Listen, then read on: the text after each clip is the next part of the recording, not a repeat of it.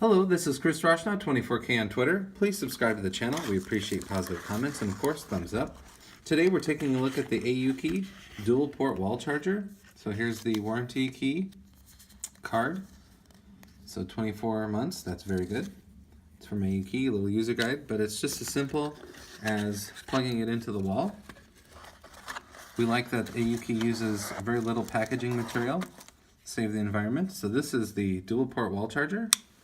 Nice satisfying click when it unclicks and clicks back into itself. So it's white. And here are the two ports right here. So two USB type A ports. And then it says it offers 4.8 amps in each port, 2.4 amps max. So you could charge actually 2 tablets at once with this.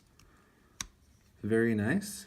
It auto adjusts the amperage that you need. So if you have a smaller like USB headphone that you need to plug in, you can plug this into that and it will give it just the amount of amperage and power that it needs. So we like that this is very small from Aukey.